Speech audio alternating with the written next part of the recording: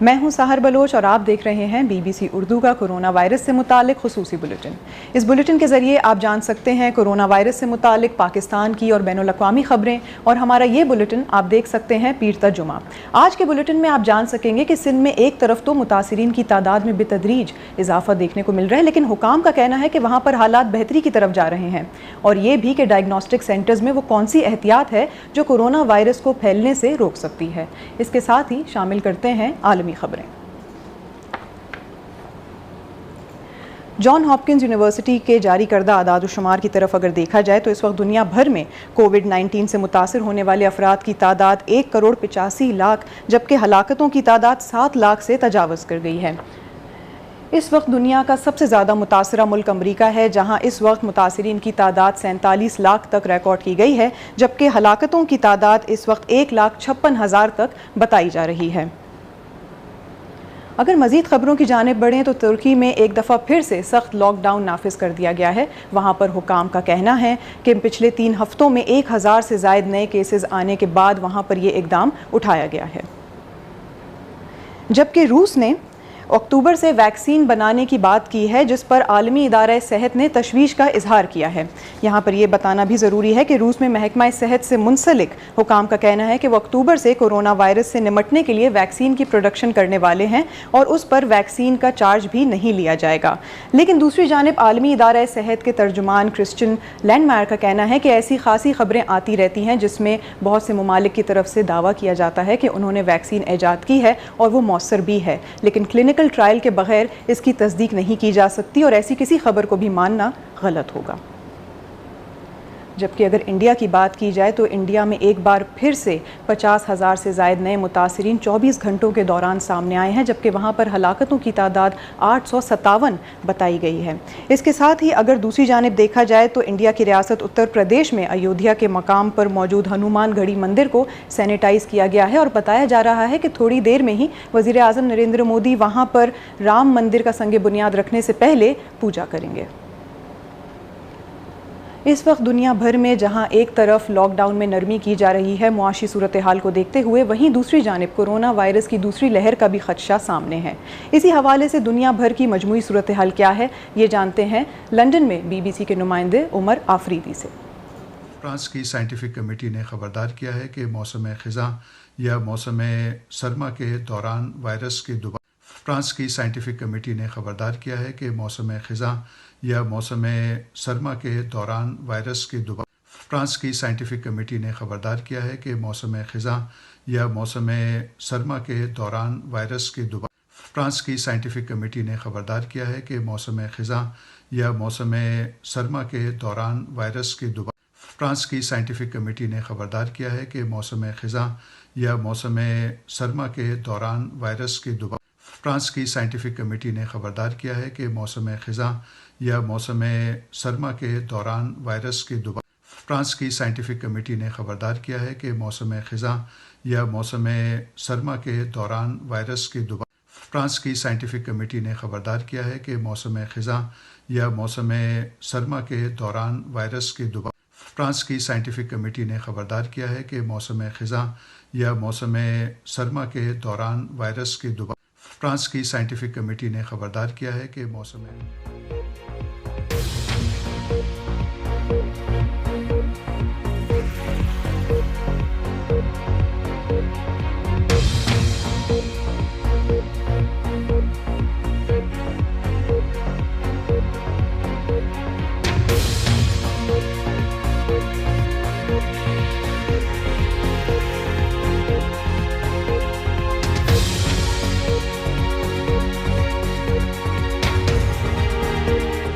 Scientific committee نے خبردار کیا ہے کہ موسم خزاں یا موسم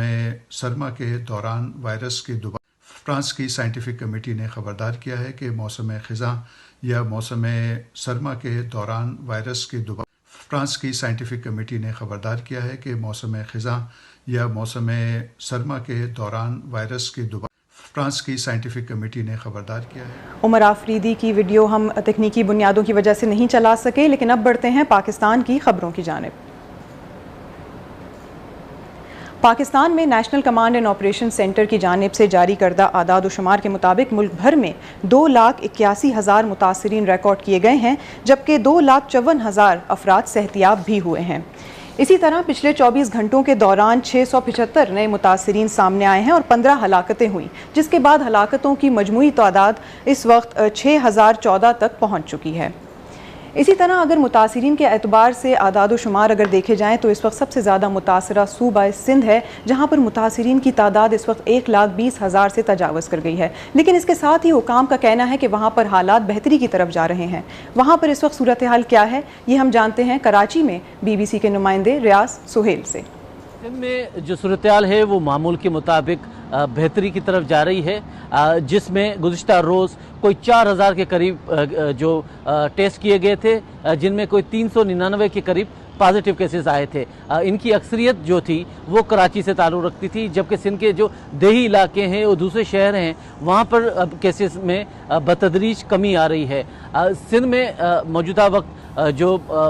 SOPs کے تحت کاروبار بھی جاری ہے اور سرکاری دفاتر کے جو ٹائمنگز ہیں وہ بھی معمول کے مطابق بحال کر دی گئی ہیں۔ اسی طرح جو ماتحت عدالتیں تھیں انہوں نے بھی اپنا کام شروع کر دیا ہے، جو اس کرونا وائرس کی وجہ سے محدود پیمانے پر کیسوں کی سماعت کر رہی تھی۔ اس کے علاوہ جو دوسرا سب سے بڑا اہم معاملہ آ رہا ہے وہ تعلیمی اداروں کو کھولنے کے حوالے سے ہے۔ وفاقی حکومت نے یہ فیصلہ کیا ہے کہ 15 سپتمبر سے جو کلاسز شروع کر دی جائیں گی، تاہم ابھی تک آن لائن کلاسز جاری ہیں۔ اس حوالے سے کئی شہروں میں ابھی تک طالب علم احتجاج بھی کر رہے ہیں اور ان کا کہنا ہے کہ ہر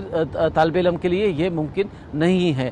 اسی طریقے سے عید کے بعد شادی ہال والے ہیں، ان کا بھی یہ مطالبہ ہے کہ جلد سے جلد شادی ہال کھولے جائیں۔ حکومت نے انہیں یقین دہانی کرائی تھی کہ عید کے بعد اس پر جو ہے نظر ثانی کیا جائے گا۔ اسی طرح جو سندھ میں مختلف جو مزارات ہیں اور خاص طور پر قلندر شہباز کی جو مزار ہے، وہاں کے شہریوں کے ایک بڑے عرصے سے احتجاج جاری تھا۔ وہاں پہ صوبائی وزیر پہنچے تھے اور انہوں نے انہیں یقین دہانی کرائی تھی کہ عید کے بعد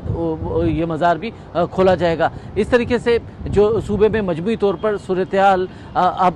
جو ہے نا معمول کی طرف بڑھ رہی ہے، اور جو اس سے پہلے ہسپتالوں پر دباؤ تھا اس میں بھی کمی آئی ہے۔ اور دوسری طرف یہ بھی ہے کہ ماہرین نے خدشہ ظاہر کیا تھا کہ عید کے بعد ایک اور جو بلند سطح پر یہ کیسز جا سکتے ہیں، جس طریقے سے عید الفطر کے موقع پہ ہوا تھا، مگر ابھی تک اس قسم کی صورتحال کا سامنا نہیں کرنا پڑا۔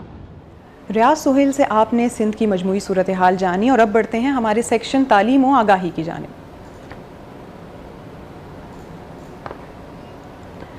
پاکستان میں کرونا وائرس کی وبا کے دوران ڈائگنوسٹک سینٹرز بھی اپنی پریکٹس میں خاصی تبدیلی لے کر آ رہے ہیں، لیکن وہ کون سی ایسی احتیاطی تدابیر ہیں جن کو اپنانے کے بعد کرونا وائرس کے پھیلنے سے احتیاط برتی جا سکتی ہے؟ اسی حوالے سے ہماری کولیگ آسیہ انصر اور نعمان خان نے ڈاکٹر اپل سے بات کی اور یہ جاننے کی کوشش کی کہ وہ احتیاطی تدابیر کیا ہیں۔ یہ آپ جان سکتے ہیں اس ویڈیو میں۔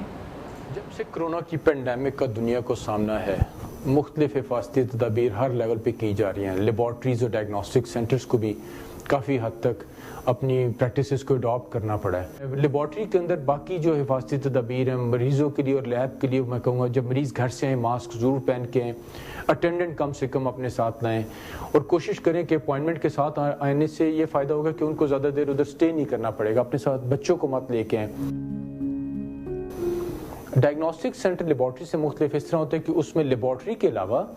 ریڈیولوجی بھی ہوتی ہے، جس میں X ray, CT scan, MRI، mammography, CBCT، یہ ساری چیزیں ہوتی ہیں۔ تو وہاں کی نیڈز ذرا تھوڑی سی بدل جاتی ہیں۔ مثال کے طور پہ ایک پیشنٹ جب ایکس رے کروا کے آتے ہیں، CT اسکین کروا کے نکلتا ہے اور ہمیں شک ہوتا ہے کہ اس کو کرونا ہے، تو ان مشینوں کو ہم نہ صرف کیمیکل سے سینیٹائز کرتے ہیں بلکہ ہم UV لیمپ کا بھی استعمال کر سکتے ہیں۔ UV لیمپ سے مراد الٹرا وائلٹ لیمپس ہوتے ہیں جو الٹرا وائلٹ ریز پیدا کرتے ہیں جو جراثیم کو ایزیلی مار سکتی ہیں۔ دوسرے ساتھ ہی ساتھ جب CT اسکین کے اندر جب پیشنٹ جاتا ہے تو تھوڑی دیر کے لیے ایئر وینٹیلیشن یا سرکولیشن کو روکنا، اگر کوئی کرونا کا مریض وہاں پہ آئے ہو تو اس کے لیے بڑا مفید ہے۔ تو تھوڑی دیر کے لیے ایئر کنڈیشننگ کو آف کر دیا جائے، اور جیسے ہی پیشنٹ وہاں سے نکلتا ہے، کیونکہ CT اسکین کے لیے کمرے کا ٹھنڈا ہونا ضروری ہے، تو واپس سرفیس کو صاف کر کے UV لیمپ آن کر کے اور AC کو واپس آن کر دیا جاتا ہے۔ UV لیمپ جب آن کرتے ہیں تو اس وقت مریض یا سٹاف وہاں موجود نہیں ہوتا، وہ تھوڑی دیر کے لیے چلتا ہے۔ اسی طرح الٹراساؤنڈ کرنے کے بعد پروب کی سرفیس کو صاف کرنا ود الکوہل بیسڈ لیکوڈ یا کسی اور سینیٹائزنگ لیکوڈ کے ساتھ. میموگرافی کے لیے سرفیس کو صاف کرنا, اس کی جو ڈیٹیکٹر کی سرفیس ہے. ایک بات میں اور ضرور کہنا چاہوں گا, اسپائرومیٹری ایک وہ ٹیسٹ ہے جو ہم لنگ فنکشن کے لیے کرتے ہیں, اور یوزلی اگر اس کی ضرورت نہ ہو تو ہم ڈسکریج کرتے ہیں کہ ان دنوں میں نہ کیا جائے, اور اگر کرنا ہو تو اس کے لیے اسپیشل بایو سیفٹی لیول کی جو انوائرمنٹ ہے اس کے اندر ہی صرف کرنا چاہیے.